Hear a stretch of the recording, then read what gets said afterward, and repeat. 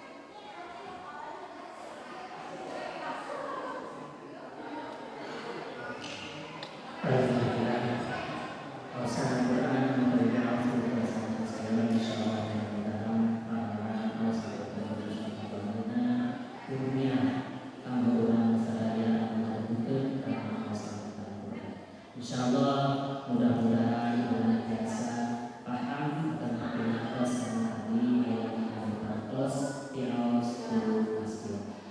Para bapak, para ibu jamaah pengawasan, mangga urang siap dari karena pangdaluran, fokuskan karena pemikiran urang karena bahasan anu bade diberikan ku guru urang sadaya. Insyaallah mudah-mudahan dinaungi Allah mawujudkan hidayah taufik ilmu kamu urang sadaya bisa naon anu diberikan ku guru urang sadaya sehingga jadikan hiji ilmu anu manfaat kanggo urang sadaya kanggo ibadah ka Allah kanggo sakurang jaga di yaumil akhir. Mangga waktos sareng tempat dipados nanggakeun ka kersana Ustaz.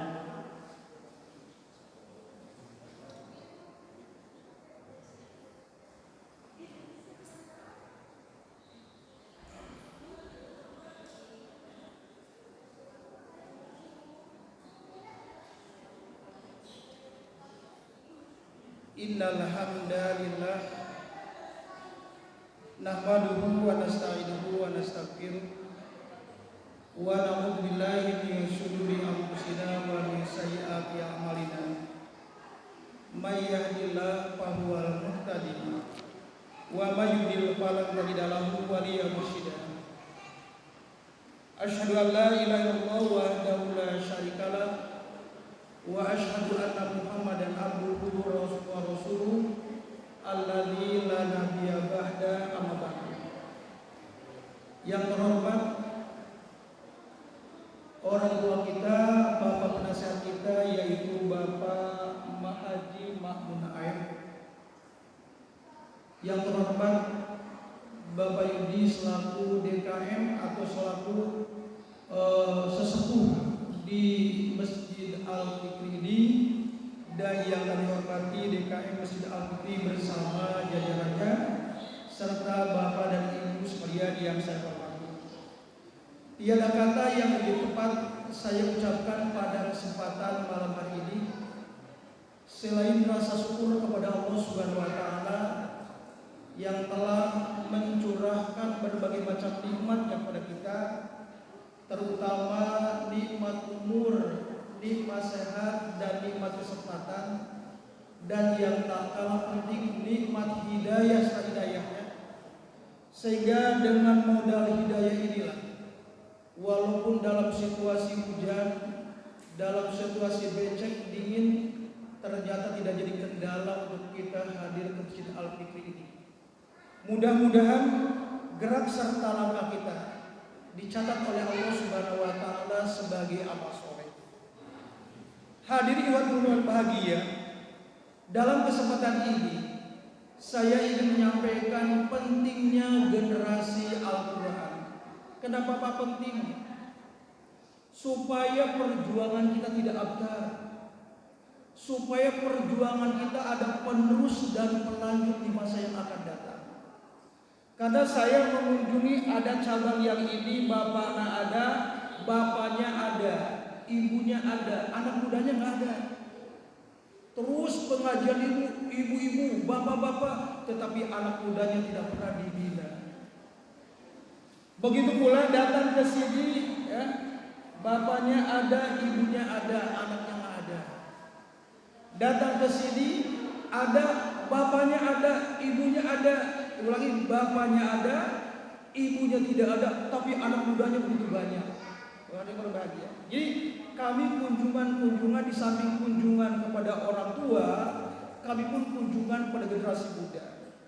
Dan alhamdulillah selama beberapa kunjungan ini sudah terbentuk 4 cabang pemuda. Ya.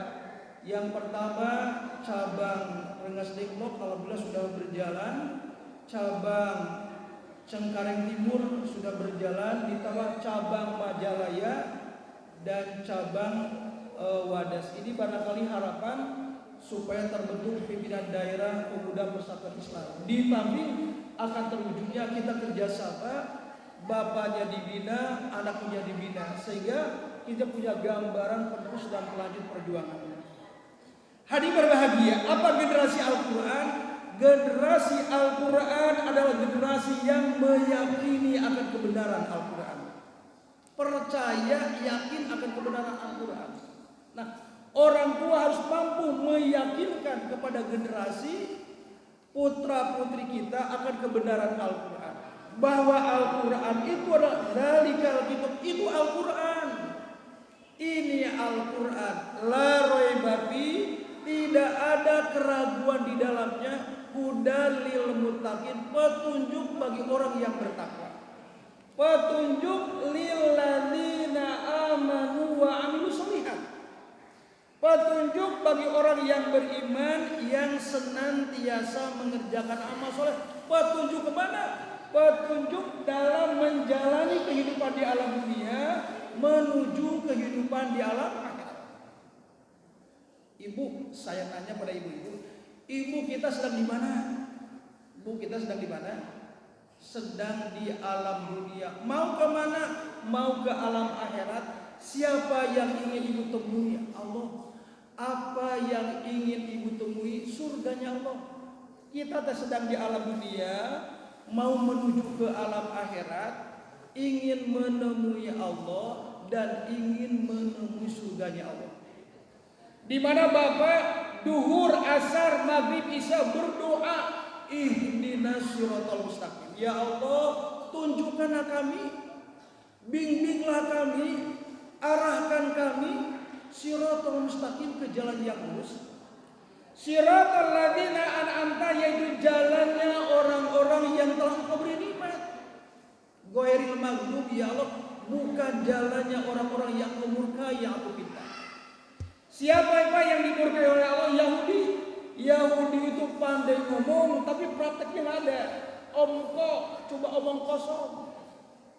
Pandai bicara tapi prakteknya nggak ada. Walau dolin, ya Allah, dan bukan pula jalannya orang yang sesat. Siapa Pak yang sesat? Yang sesat itulah Nasrani. Ya.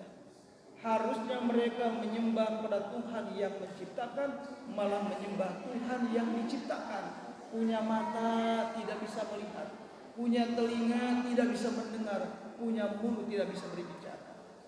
Maka Allah Subhanahu wa taala menjawab, dzalikal kitab, ini Al-Qur'an, kaji, pelajari, pahami, karena Al-Quran itu hudalil muttaqin, petunjuk bagi orang yang bertakwa.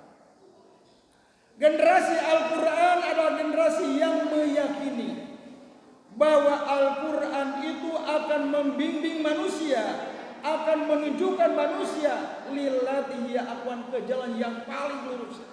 Inna hadzal Quran, sesungguhnya Al-Quran ini Yahdi, memberikan petunjuk,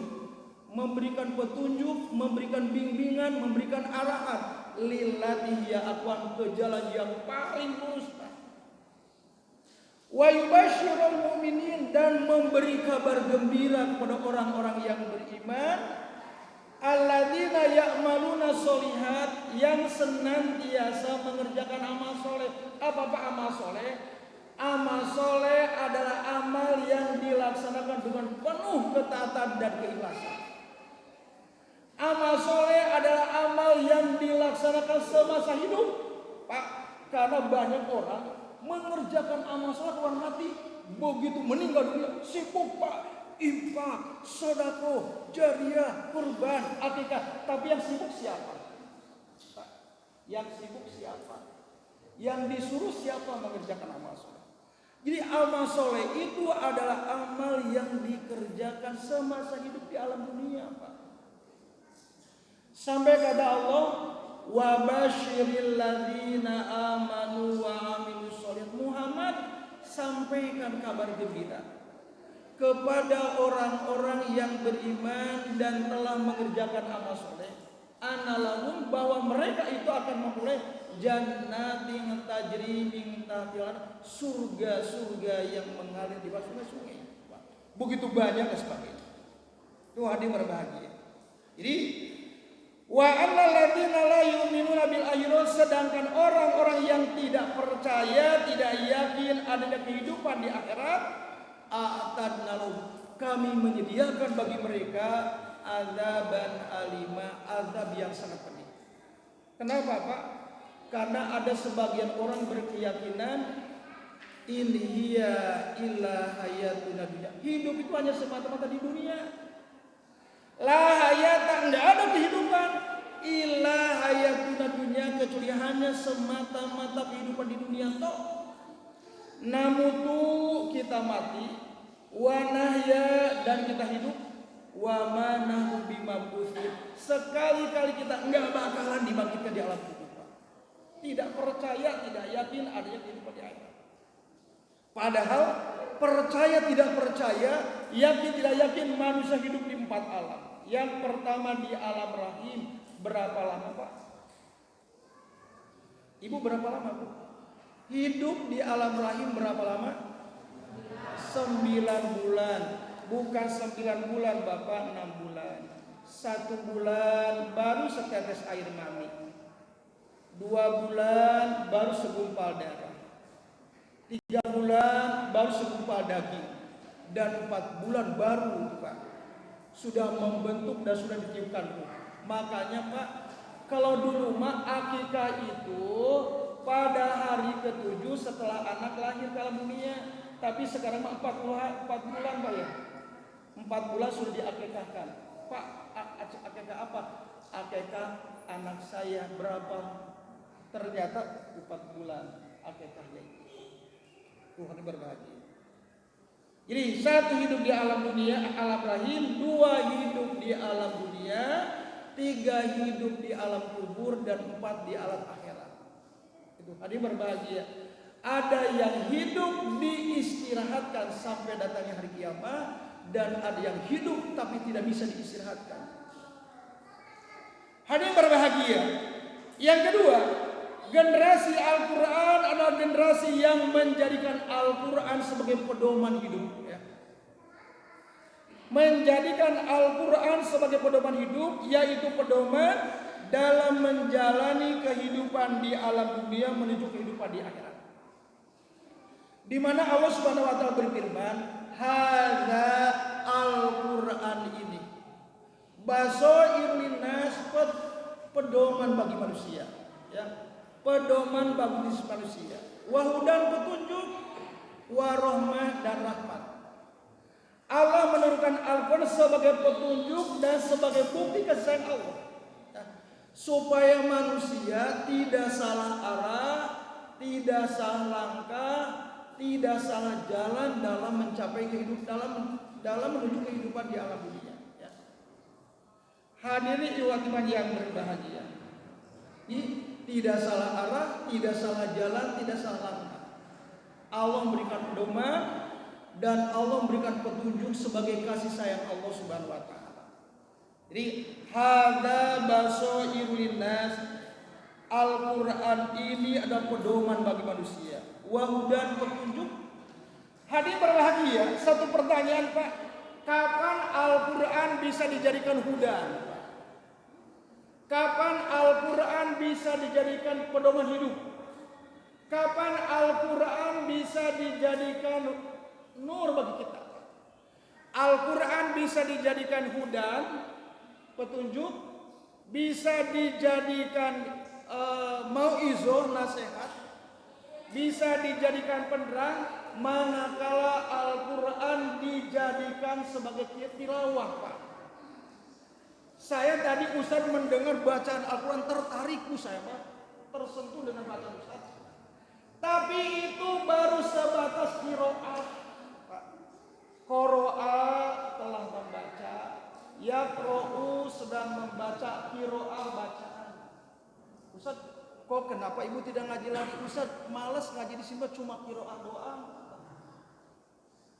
Nah, hari berbahagia. Ternyata Pak, Al-Quran bisa dijadikan cahaya, dijadikan pedoman, mana Al-Quran dibaca, diartikan, dijelaskan, diterangkan, baru Al-Quran akan dihudan. Jadi seharusnya Al-Quran jangan hanya sekedar dijadikan tilawah, tapi Al-Quran harus dijadikan tilawah Pak. Telah mengkaji, Yajlu sedang mengkaji tilawah kajian Pak. Ibu, kita akan melihat nanti di dalam ayat Al-Quran bahwa ciri-ciri orang yang soleh yatluna ayatillah, mereka senantiasa mengkaji ayat-ayat Allah.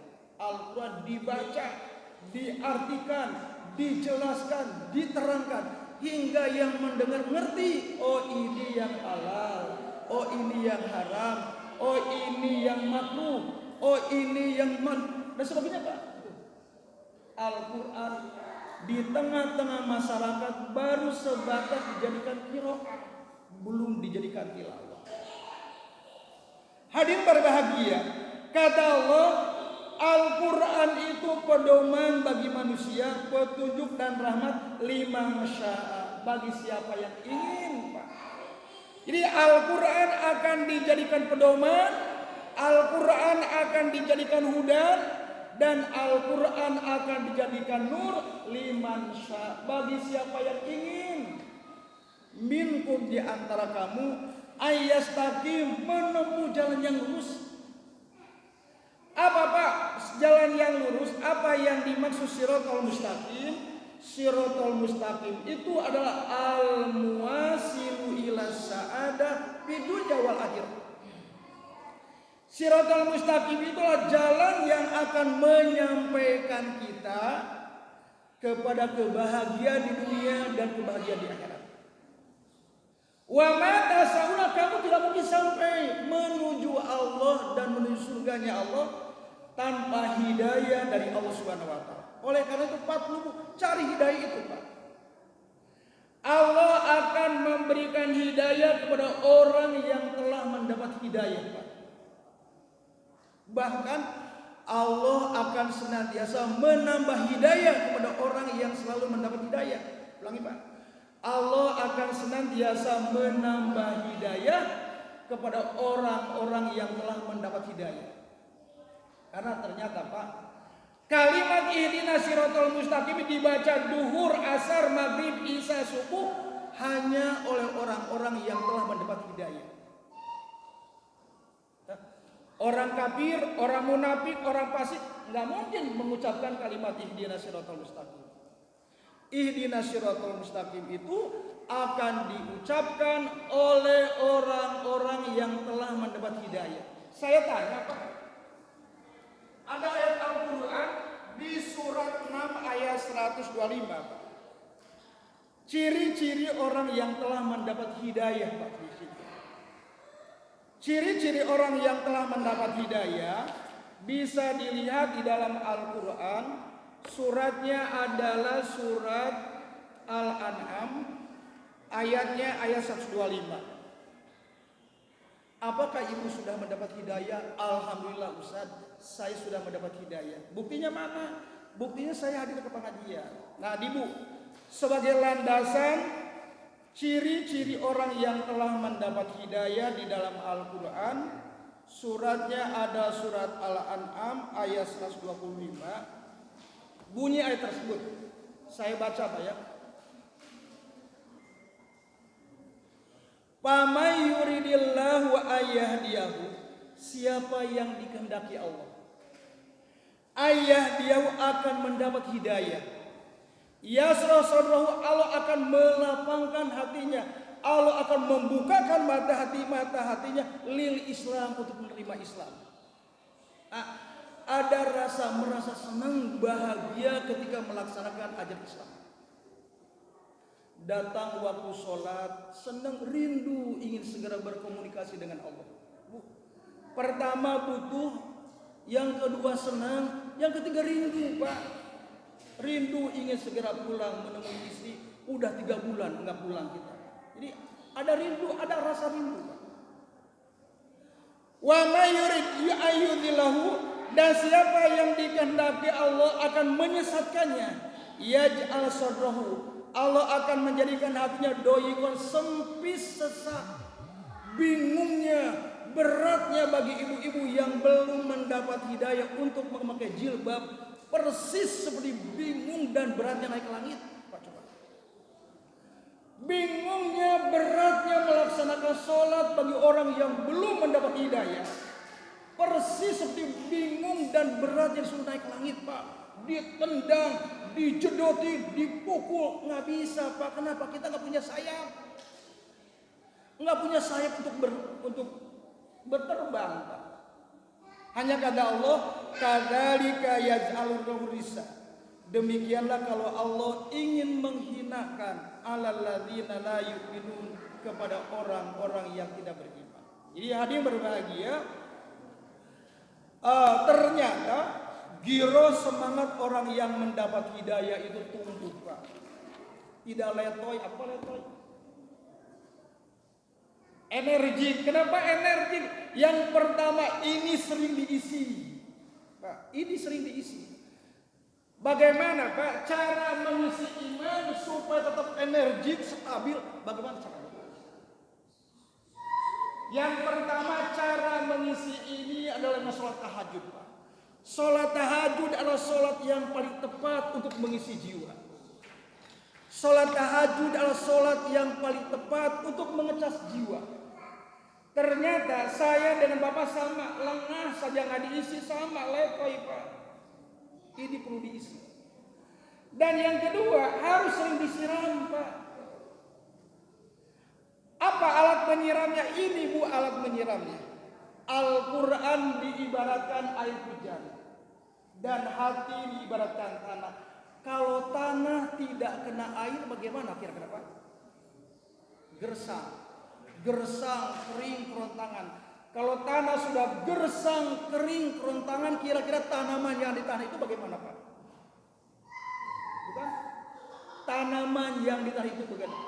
Ternyata hadirin berbahagia bahwa di antara ahlak yang tercela yang paling bahaya adalah qaswatul qalbi Pak. Di antara akhlak sayyi'ah yang paling berbahaya adalah qaswatul qalbi, kerasnya hati. Kenapa keras? Nggak pernah disiram dan nggak pernah diisi, nggak pernah dicas, air keras. Ciri-ciri qaswatul qalbi yang pertama, la yaqbalul mau'izah, tidak suka menerima nasihat, benci, kesel, marah ketika mendapatkan arahan dan bimbingan. Benci kepada orang tua, bawel orang tua, ngomong melulu itu yang disampaikan. Jadi menghindari Pak, enggak senang menerima nasihat. Yang kedua Pak, ciri-ciri hati yang gersang. Yang kedua, la yakhaful uqubah, tidak takut dengan azab Allah, tidak takut dengan ancaman Allah. Dan ciri-ciri yang ketiga, ciri-ciri hati yang gersang, hati yang keras, tidak punya rasa kasih sayang kepada orang yang berhak disayangi, tidak punya rasa kasih sayang. Maka hadirin berbahagia, ternyata hati itu perlu dijaga. Hadirin ikhwan berbahagia, yang selanjutnya bahwa generasi Al-Quran adalah generasi yang senantiasa mengkaji, memahami dan mengamalkan isi Al-Quran. Ibu coba kita lihat di surat Ali Imran ayat 113, ciri-ciri orang yang soleh. Nah, Bapak selalu berdoa, pakai doanya Pak, Robbana hablana min azwajin, apa pun itu? Robbij'alni minna sholihin ya. Robbij'alni, ya Allah jadikan aku tergolong pada golongan orang-orang yang soleh. Itu Bu ciri-ciri orang yang soleh. A'udzubillahi minasyaitonirrajim. Laisu sawa, mereka itu tidak sama. Min ahlil kitab, di antara ahli kitab, umat Nabi Musa, umat Nabi Isa, umat Nabi Muhammad. Ummatun qaimatun, ada umat yang istiqomah Pak. Pertama Bu, ciri-ciri orang yang soleh, qaimatun, istiqomah Pak. Hadirin berbahagia, saya teringat sekali tausiah Ustaz Syahabuddin. Begitu saya mau dilepaskan ke Jakarta, ditugaskan ke Jakarta, pimpinan pesantren mengingatkan kepada saya, memberi nasihat, Ustaz, Bapak pesan silakan berangkat ke Jakarta, mudah-mudahan betah, mudah-mudahan banyak yang menyayangi terus. Tapi Bapak pesan, Jangan sekali-kali kamu menentang arus kalau belum punya kekuatan. Jangan sekali-kali menentang arus. Dan jangan sekali-kali terbawa arus. Karena benda yang terbawa arus adalah benda yang paling hina. Apa?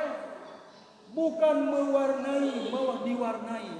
Bukan membawa, malah dibawa. Mungkin bukan membawa kepada yang baik, malah terbawa kepada yang buruk. Jangan sekali-kali menentang arus dan jangan sekali-kali terbawa arus. Jadilah kamu bagaikan karang di tengah lautan. Jadilah kamu bagaikan ikan di dalam air laut yang asin, airnya ikan yang pernah asin. Adik berbahagia. Pertama, istiqomah dalam melaksanakan ketaatan ibadah kepada Allah Subhanahu wa taala. Tidak terpengaruhi dengan situasi dan kondisi. Yang kedua, Pak Wipi masih belum. Nah, yang kedua, bahwa ciri-ciri orang yang soleh, yajluna ayatillah. Mereka senantiasa mengkaji ayat-ayat Allah. Ya. Al-Quran itu dibaca, diartikan. Pertama membaca Al-Quran. Setelah membaca Al-Quran dibaca artinya. Ternyata nggak jelas, diberi tanda. Nanti saya akan tanyakan. Yajluna ayatillah. Mereka senantiasa membaca ayat-ayat Allah. Ana al-lail, di malam hari yasjudun. Mereka senantiasa sujud. Salah satu ciri-ciri orang yang soleh, rajin melaksanakan sholat tahajud. Sholat tahajud adalah pekerjaan harian solihin, orang-orang yang soleh. Sholat tahajud adalah pekerjaan harian ibadur rahman, hamba-hamba Allah yang baik. Sholat tahajud adalah pekerjaan harian muttaqin. Sampai Allah menyatakan innal muttaqina fi jannati wa uyun. Sesungguhnya orang yang bertakwa itu benar-benar kami akan menempatkan mereka di dalam surga yang penuh kenikmatan. Innahum, sesungguhnya mereka dulu sewaktu hidup di alam dunia, muhsinin, banyak melakukan kebaikan. Salah satu kebaikan yang paling menonjol adalah kanu qalilan minal laili ma yahjud. Mereka sedikit sekali tidur di malam hari. Umumnya orang, Pak, kurang tidur itu karena mertua meninggal dunia. Kurang tidur karena persiapan menghadapi pesta pernikahan. Sedang tidur dibangunkan, Pak, belum ada air, habis beli air. Pak, belum ini jam 1 malam, Pak, tidak ada ini, berangkat ke pasar. Itu kan coba, kurang tidur kan. Tapi muttaqin itu kurang tidurnya karena banyak berdialog, berkomunikasi, banyak berinteraksi dengan Allah Subhanahu wa taala.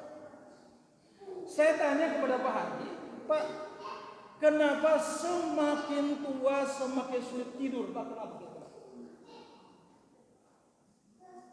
Menurut Pak Haji, kenapa semakin tua kok semakin sulit tidur? Gitu kan? Sulit, apalagi sudah bangun jam 1, mau tidur lagi susah, apalagi sudah jam 2 gitu. Kenapa semakin tua semakin sulit tidur? Karena supaya sadar kita udah sore. Kita udah 4:30, udah jam 5 atau udah 5:30, Pak. Ini barangkali supaya semakin dekat. Karena kalau Allah memberikan umur 70 tahun, sekarang sudah 68 tahun, sisanya berapa lagi? Kalau Allah memberikan umur 50 tahun, sekarang baru 49 tahun, sisanya berapa tahun lagi? Bu, tadi di Jakarta ada jamaah meninggal dunia, diambil HP tidak bisa dihubungi karena robek, bingung tak? Siang menemukan itu. Ternyata matinya mati pujaah. Apa mati pujaah? Mati pujaah itu ialah mati mendadak karena serangan jantung. Mati mendadak karena serangan jantung, mati mendadak karena nabrak, mati mendadak karena ditabrak, mati mendadak karena jatuh dan sebagainya. Sungguh berbahagia sekali, Pak. Ketika kita mati puja dalam keadaan siap, Pak. Siap apanya? Amalnya sudah siap, hatinya bersih, hati berbahagia. Tapi yang paling berbahaya, mati mendadak, utang ke si A, ke si B belum diselesaikan, punya dosa kepada si A, si B belum minta maaf, itu yang paling berbahaya. Doa berbahaya. Yu'minuna billahi wal yaumil, ciri-ciri orang yang sudah percaya, yakin ada yaumul akhir. Apa bu yaumul akhir? Yaumul akhir itu ialah hari berakhirnya kehidupan di alam dunia. Dalam usia berapa tahun kita akan mengakhiri hidup? Menurut saya Pak Sarip masih jauh. Paling lantang kalau rapat, paling hidup kalau rapat ada Pak Sarip. Pak coba. Orangnya energik, mudah senyum orangnya, tapi ternyata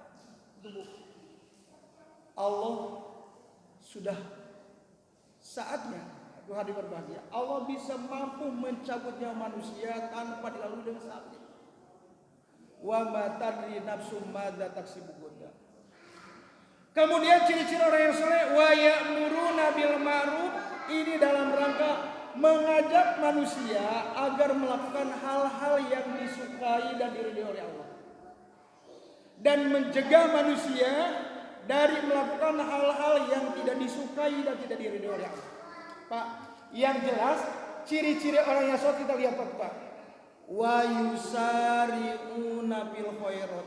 Mereka senantiasa berlomba-lomba dalam melakukan kebaikan. Wa ulaika minas sholihin. Mereka itulah orang-orang yang soleh. Suami duluan bangun, istri dibangunkan. Istri duluan bangun, suami dibangunkan. Itu Pak, saling. Suami duluan bangun, istri dibangunkan. Kemudian istri duluan bangun, suami dibangunkan. Itu wa yusari'una fil khairat. Sampai Allah mengatakan fala ta'lamu nafsun. Enggak ada seorang pun yang tahu ma'uhfiyalahu, apa yang aku rahasiakan bagi mereka. Min qurrati ayun, penyejuk mata. Jazaa'an bima kanu ya'malun, sebagai balasan terhadap apa yang telah mereka kerjakan. Ibu, sholat tahajud, sholat yang paling berat apanya bu? Ada yang jawab? Bapak, sholat tahajud, sholat yang paling berat apanya? Godaannya ngantuk, pusing, dingin, haroram. Apalagi ibu-ibu, ustadz, ibu bukan tidak sholat tahajud, habis selalu diganggu. Tapi kan nggak selamanya bu, nggak selamanya diganggu. Ya. Hadir ibadah berbahagia. Kemudian yang selanjutnya hadir berbahagia. Ciri-ciri generasi Al-Quran adalah generasi yang senantiasa membaca Al-Quran. Membaca Al-Quran. Kenapa dia berbahagia? Membaca dan menghafal Al-Quran.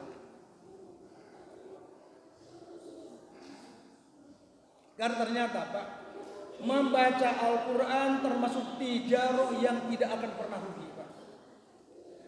Ada tijarah yang tidak akan pernah rugi. Yang pertama adalah membaca Al-Quran. Yang pertama mendirikan sholat. Ulangi Pak. Tijarah itu perdagangan Pak. Ada 3 perdagangan yang tidak akan pernah rugi. Yang pertama, yatluna kitab Allah, membaca kitab Allah, membaca Al-Quran. Orang yang membaca Al-Quran seperti ustaz yang tadi dengar bu. Itu bacaan Al-Qurannya panjang pendeknya, suaranya excellent, itu coba. Saya aja tidak bisa seperti itu. Kalau bacaan Al-Quran seperti beliau, Pak, setiap huruf dinilai 10. Bapak baca Al-Quran pada maghrib 1 halaman berapa huruf kali 10 coba. Tapi kalau bacanya masih terbata-bata, yang pendek dipanjangkan, yang panjang dipendekkan, yang idhar dibaca idgham, yang idgham dibaca idhar, maka setiap huruf dinilai 2 Pak. Bapak pada maghrib baca Quran 1 halaman berapa huruf kali 2. Pada maghrib 1 halaman berapa huruf kali 2. Pada subuh 1 halaman berapa huruf kali 2. Coba. Coba Pak, bismi berapa huruf? 3 huruf. 3 kali 2 berapa tuh? Udah 6 Pak. Kalau baru Bismillahirrahmanirrahim berapa huruf? Kali 2. Jadi pertama tijarah yang tidak akan pernah rugi, baca pula.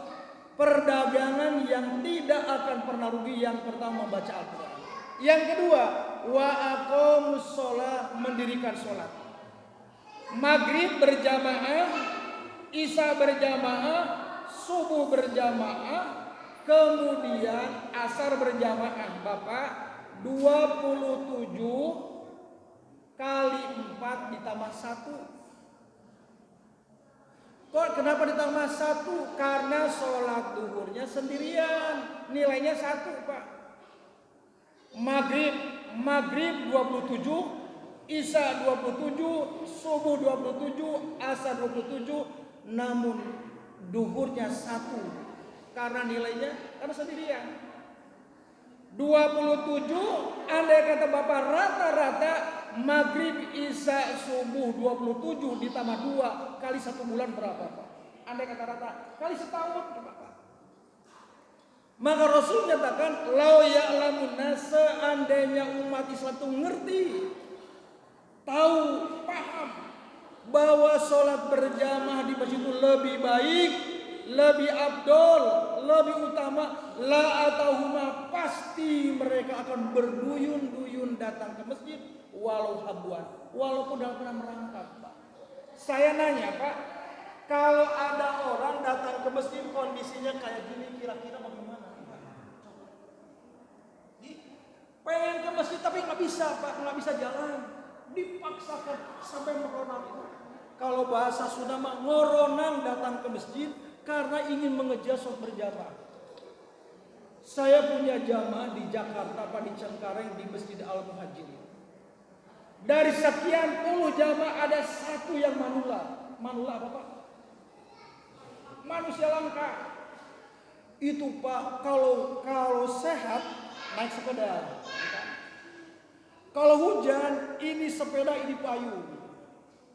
Kalau kurang sehat, diantar oleh anaknya naik motor. Kalau sakit, tidak ke masjid Pak. Enggak pernah absen, jarang sekali absen. Kalau absen tidak hadir, oh sakit, tengok kameramen ke sana Pak. Hadir berbahagia. Di akhir kehidupannya dijemput dalam keadaan sedang sholat Pak. Jadi imam, rakaat pertama selesai, rakaat kedua Allahu Akbar, pelak Pak. Begitu jatuh langsung imam masuk ke depan, bacaan pendek sekali bacaannya Pak. Begitu salam, mata sudah rapat, mulut sudah rapat, dan tangan sudah begini Pak. Itu hadir berbahagia. Dijemput pada hari Jumat dalam keadaan baru selesai mengucapkan Allahu Akbar, hadir berbahagia. Itu salah satu di antaranya. Hadir berbahagia. Kenapa? Innama ammarul masajid hum ahlullah. Orang yang mau memakmurkan rumah-rumah Allah, itulah keluarga Allah. Masjid Al-Fikri itu makmur. Makmur apanya Pak? Makmur sholat berjamaahnya, makmur pengajiannya Pak. Bukan rame, tapi makmur Pak. Innal masajida buyutullahi fil ardi. Sesungguhnya masjid-masjid itu adalah rumah-rumah Allah di muka bumi.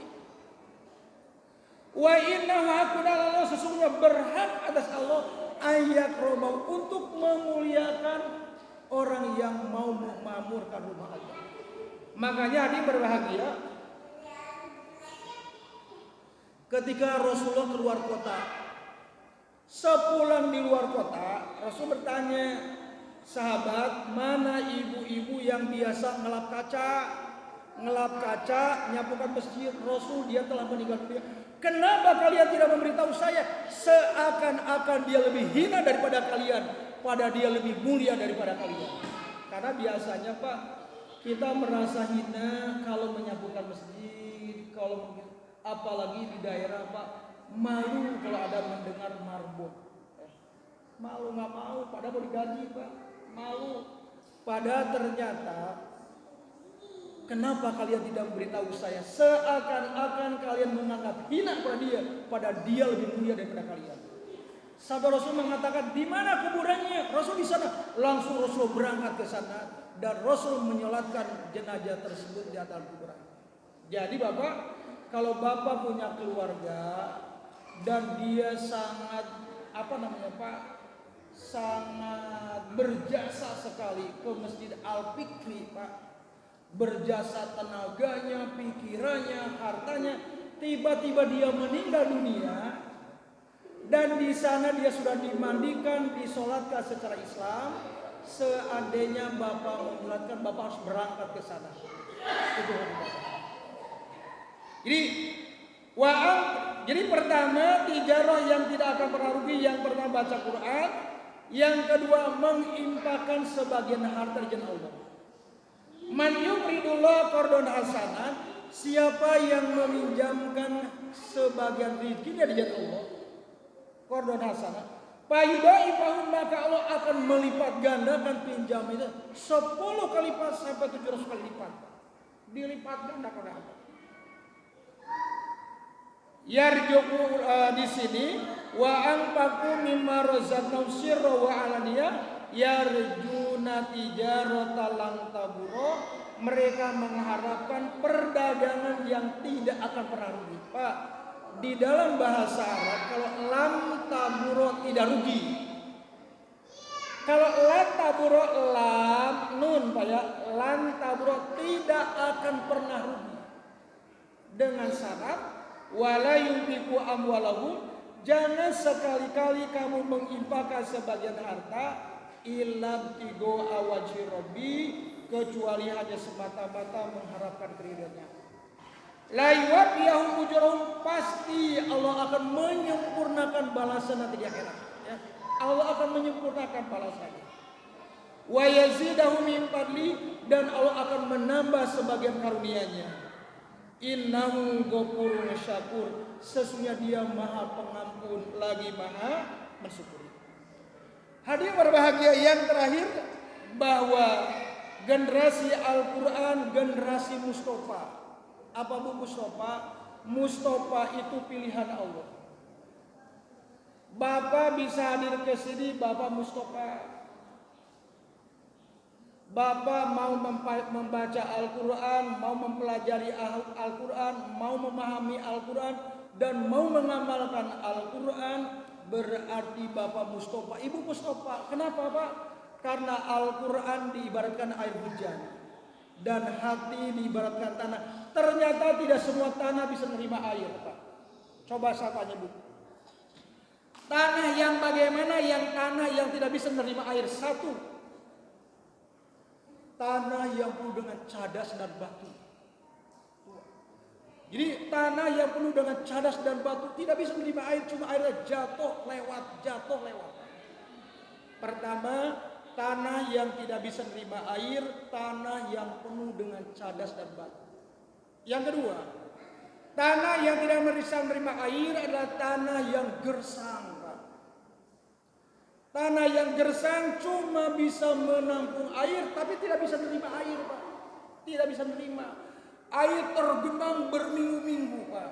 Airnya merusak rumah, merusak tanaman, kulkas hancur, lemari hancur. Kenapa ini air tergenang berminggu-minggu, Pak? Nggak bisa habis. Dan yang ketiga ada tanah yang subur. Tanah yang subur adalah tanah yang bisa menerima air, Pak. Ternyata tidak bisa menerima air, Pak. Tidak semua orang siap menerima Al-Quran. Kenapa Pak? Karena ternyata isi Al-Quran itu mendongkolkan, mengesalkan, Pak. Kalau Bapak dan Ibu datang ke pengajian belum siap, Pak, Ibu akan tersiksa.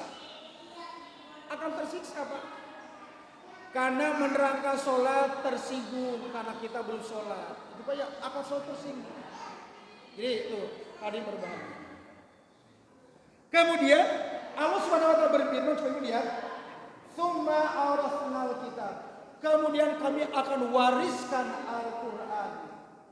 Alladzina stofaina, kepada orang-orang yang telah kami pilih. min ibadina, di antara hamba-hamba kami. Kami wariskan Al-Quran itu kepada di summa aurasnal kitab, kemudian kami wariskan Al-Quran itu alladzina stopaina, kepada orang-orang yang telah kami pilih, min ibadina, di antara hamba-hamba kami. Ternyata tidak semua orang, Bapak, saya pernah ngisi di pengajian di Bekasi, Pak. Ibu kenapa nggak ngaji lagi? Saya malas ngaji. Habis Ustadz Pak kerjanya nyinggung melulu. Gitu Pak. Saya dibentak-bentak Pak. Malas saya ngaji, kenapa Ustadz pekerjaan nyinggung melulu. Padahal Ibu, saya datang ke Bekasi itu Bu, bukan mau nyinggung Pak. Saya tidak tahu keseharian Ibu di sini. Saya tidak tahu keseharian Bapak di sini Pak. Tuhan berbohong. Saya dibentak-bentak. Karena memang menerangkan sholat kedengaran oleh orang yang tidak pernah sholat, tersinggung. Menerangkan puasa kedengaran oleh orang yang tidak pernah puasa, tersinggung. Saya menerangkan judi, Ibu tersinggung enggak? Enggak tersinggung karena pernah judi, gitu kata ya. Itulah. Pabinu, maka di antara mereka zolimul nafsi, ada orang yang menzolimi dirinya sendiri. Ternyata zolim ada dua, ada zolimul nafsi, menganiaya diri sendiri Pak. Contoh zolimul nafsi, meninggalkan sholat sudah tidak mau Pak. Zolimul nafsi adalah dosa yang tidak merugikan orang lain, tapi merugikan diri sendiri. Ibu tidak sholat, saya makan nggak rugi Pak, yang rugi kan ibu sendiri. Bapak tidak puasa, yang rugi siapa? Ya kan? Kita meninggalkan sholat, kita meninggalkan puasa, kita tidak mau menutup aurat, kita tidak mau hadir ke pengajian. Yang rugi siapa? Tidak merugikan orang lain. Zalimul nafsi, dosa yang tidak akan mendapatkan hukuman di dunia, tapi pasti akan mendapatkan hukuman di akhirat. Bu, kenapa suami ibu masuk penjara? Bapak kemarin dia tidak sholat 5 waktu, nggak ada kayaknya. Rata-rata masuk penjara mah karena zolimu menganiaya su'un Pak. Zolim karena su'un. Apa su'un?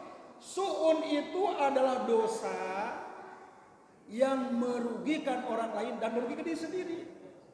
Su'un itu adalah dosa yang pasti akan mendapatkan hukuman dunia. Seandainya hukuman di dunia tidak dapat, hukum akhirat pasti. Contoh, membacok, membunuh, memperkosa, itu su'un. Ya, di antara mereka ada yang menganiaya diri sendiri. Wa minum, di antara mereka mumtasin, ada yang pertengahan, yang wajib dikerjakan, yang wajib dikerjakan, yang haram ditinggalkan, tapi nggak pernah tertarik ingin mengerjakan ibadah yang sunnah, nggak tertarik ingin melaksanakan tahajud, duha, rawatib, nggak tertarik. Padahal sahabat, inginkah kalian bertetangga dengan aku? Nah Rasul, kalau kalian ingin bertetangga dengan aku, tolonglah aku supaya memperbanyak sujud. Artinya memperbanyak sholat sunnah di samping mengerjakan ibadah yang wajib. Terutama bagi ibu. Bu, ibu meninggalkan sholat anak yang pertama berapa waktu? Dalam 1 bulan saja ibu sudah meninggalkan sholat 5 kali 7 ya. 7 kali 5 udah 35. 35 kali 12 bulan. Kali seumur ibu sekarang. Anak pertama 200 waktu ditinggalkan, anak kedua 200 waktu, anak ketiga 200 waktu tidak sholat. Makanya untuk menutupi kelemahan-kelemahan itu, maka bantu dengan ibadah-ibadah yang sunnah. Itu ibadah tambahan. Karena ibadah yang sunnah itu bisa menutupi, bisa melengkapi. Wa minhum, di antara mereka sabiqun bil khairat, ada orang yang senantiasa berlomba-lomba dalam melakukan kebaikan. Biiznillah, dengan izin Allah. Dzalika huwal fadlul kabir, itulah karunia Allah yang sangat besar. Hadirin yang berbahagia, demikianlah barangkali yang dapat kami sampaikan dalam acara tausiah pada hari ini, yang kesimpulannya mudah-mudahan kita memiliki generasi yang berkah, Pak. Generasi yang berkah adalah generasi yang menjadi jariah amal solehnya bagi kita. Maka oleh karena itu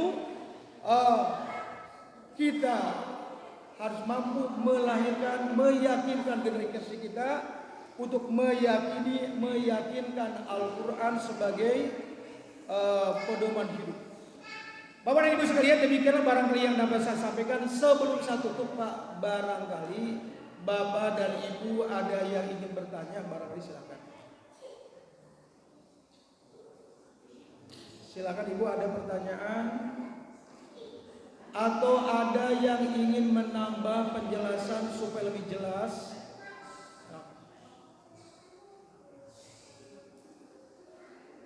Tidak ada, Pak ya? Bapak dan Ibu sekalian, barangkali demikianlah yang dapat saya sampaikan dalam kajian malam hari ini, yang kesimpulannya bahwa salah satu ciri-ciri generasi Al-Quran yang pertama meyakini akan kebenaran Al-Quran, yang kedua menjadikan Al-Quran sebagai pedoman hidup dalam menjalani kehidupan dunia, menghadapi kehidupan di akhirat, baik dalam beribadah, berakidah, dan bermuamalah. Yang ketiga, generasi Al-Quran, generasi yang senantiasa mengkaji, memahami Al-Quran. Dan yang keempat, generasi Al-Quran, generasi yang senantiasa membaca dan mengamalkan isi Al-Quran. Serta yang kelima, generasi Al-Quran adalah generasi Mustafa pilihan Allah. Kalau orang tua punya generasi kita, maka kita harus punya generasi. Kita adalah meneruskan dan melanjutkan amal soleh orang tua kita. Maka supaya amal soleh kita ada penerus dan pelanjut, maka perlu kita juga menyiapkan generasi supaya amal soleh kita tidak abtar. Hadirin berbahagia, demikianlah barangkali yang dapat saya sampaikan. Yang akhirnya mari kita berdoa kepada Allah Subhanahu wa taala. Ya Allah, ya Tuhan kami, ampunilah dosa kami dan dosa kedua orang tua kami. Limpahkanlah kepada kami karunia-Mu. Bimbinglah kami dengan rahmat, inayah dan hidayah-Mu. Berilah kami kekuatan lahir dan batin, agar kami bisa mengisi sisa umur kami dengan ilmu, iman, dan amal soleh yang jauh lebih baik dan lebih berkualitas. Ya Allah, ya Tuhan kami, berikanlah kepada kami anak dan istri yang menenangkan hati kami, anak dan istri yang menenteramkan hati kami, dan jadikanlah kami sebagai imam bagi orang-orang yang bertakwa. Rabbana la tuzigh qulubana ba'da idh hadaitana wa hab lana min ladunka rahmah innaka antal wahhab. Ya Tuhan kami, janganlah Engkau sesatkan hati kami. Setelah Engkau beri hidayah kepada kami, berilah kami rahmat, sesungguhnya Engkau Maha Pemberi rahmat. Rabbana atina fid dunya hasanah wa fil akhirati hasanah wa qina adzabannar. Aqulu qawli hadza wa astaghfirullah li wa lakum. Wassalamu alaikum warahmatullahi wabarakatuh.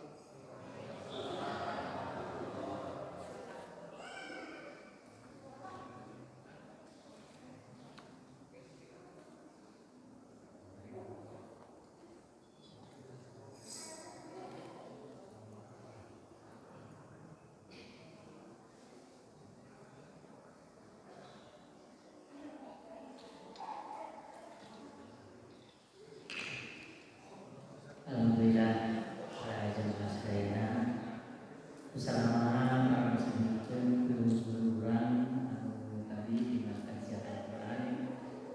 Kepada ibu nama urang berbagi karena diri urang masing-masing atau parantos tadi menjelaskan tentang generasi Al-Quran, cirina eta anu lima tadi. Kembali karena diri urang ayat anu lima dina diri urang tadi.